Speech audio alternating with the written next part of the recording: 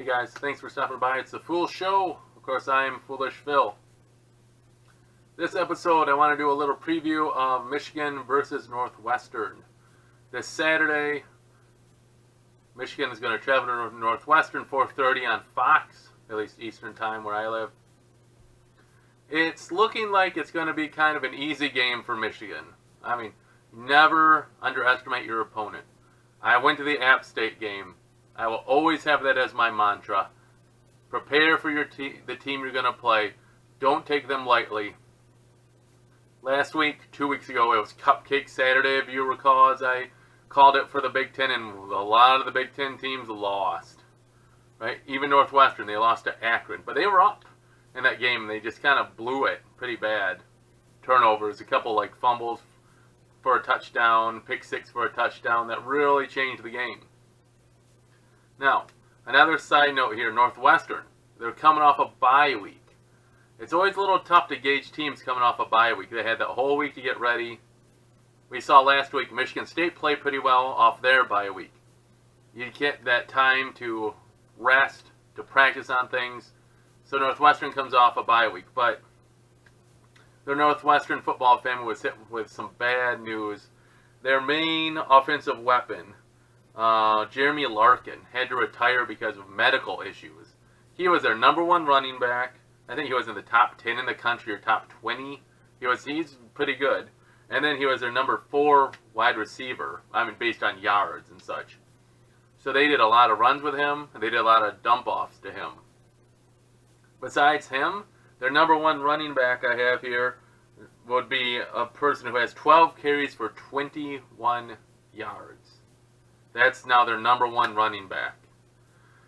Michigan should not have much of any trouble containing the run. So, you look at the pass game.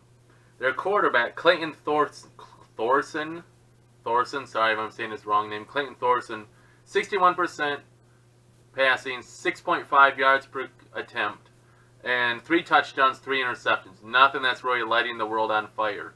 And again, Northwestern's 1-2, and they beat Purdue like the first week of the year at Purdue, which was a good win for them, don't get me wrong. It seems like a lot of short passing. They do have this guy Nagel, 20 receptions, 11.3 yards per catch. Green, 17 for 10.8. And Skowronek, sorry about the name, 14 for an average of 12.3. So I don't see anyone that's really going to take the top off of the defense. I just think Michigan's going to just enclose on them. There's going to be nothing that's really going to threaten them. Now, one thing you always want to be aware of is natural grass at Northwestern, and what's the weather going to be like. Here in Michigan, Saturday is supposed to just be fine. So hopefully in Chicago, it's not going to be too much worse, and hopefully it'll be good footing. Also, their kicker is only 1 for 3 on field goals, so it doesn't look like he's a big weapon either. Only 3 attempts in 3 games, so probably not that big of a weapon. So all the signs, I should say, are pointing to Michigan having good victory. Personally, never take it for granted, but I expect McCaffrey to play. I'd expect Peters to play in the second half. I think Michigan's offense is clicking pretty well now. I just see their offensive line gelling. Again, Nebraska was pretty poor last week.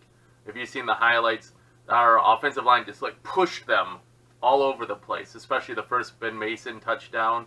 Almost the whole defensive line is in the end zone. So I think Michigan's going to have the same thing. I'll be looking to see if they want to get Shea Patterson kind of going a little bit more. He had an average game last week. He had an okay game, but nothing spectacular. They didn't really do anything deep. McCaffrey came in and threw the deep ball to Ronnie Bell, right? But outside of that, McCaffrey's deep throws, Michigan didn't really do too much. Well, now I remember, they did do a deep ball to Collins right at the end of the first half where it was pass interfered with, and they didn't call it. Seemed like the refs kind of put away the whistles for Michigan once the score was 39-0. Okay, it is what it is. So I'm predicting a big win by Michigan. I'll put it at 52 to 13, 52 to 13. I'll put the score. I think Michigan's just going to keep the momentum going. I expect Patterson to have 3 touchdown passes, and I think Higdon will get 2, and Mason will get 1. What is that? That's 6 touchdowns. That's 42 points. So then maybe another, pass from good old McCaffrey. Hopefully next time that our third string gets to come in, Peters, hopefully he looks a little bit better. He went over one with a pick. It was a great pick, don't get me wrong, but not exactly what you want to have happen. Also, I don't know if they'll do it, but it'd be great if we could get like Milton in, our 4th string quarterback. I just saw kind of on Twitter, he was frustrated. He was probably hoping he would get in and play. Maybe he thinks he's better than Peters. He might be. I don't know. I heard he's got a great arm. But he's got 4 games he can play in that will not hurt him.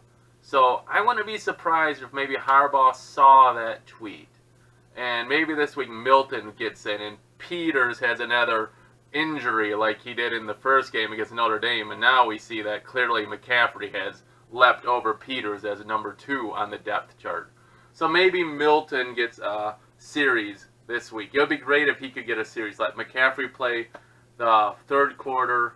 This is my hypothetical. McCaffrey play 3rd quarter. Peters plays the first half of the 4th quarter. And then let Milton play the second half of the 4th quarter. That'd be great. It'd be really good. I'm not looking for Evans to play. I think you just sit him out. Let that leg injury, whatever it is, rest. Save him for bigger games. 2 weeks down the road, we got Wisconsin and then at Michigan State. You want to have him healthy for that. So let him rest. I also was really pleased with Ben Mason as a running back. He just looks good. I think that's another thing we can use because he can just smack people, and that's really good. So that's my prediction. Michigan is going to roll again. Northwestern, they're hurt on the injury side offensively. I just think Michigan's just going to overwhelm them. What do you guys think the score is going to be? Michigan going to win, or are you calling a big upset for Northwestern? I did see some people predicting Nebraska win last week. That did not go correctly. There was even a guy on Twitter who said that if Nebraska didn't win, he was going to eat glass live. I don't think he did. I didn't see anything on there where he posted it. I'm sure my Michigan fan base would have, reposted it, so I don't think he did it. What do you think the final score is going to be? Let me know. Thanks for watching. If you like it, give it a thumbs up. Thanks to all the new subscribers. I appreciate it. And if you really like it, subscribe. And I'll talk to you in a couple days about my football predictions for the end of the week and the weekend. All right, thanks. And as always, go Blue.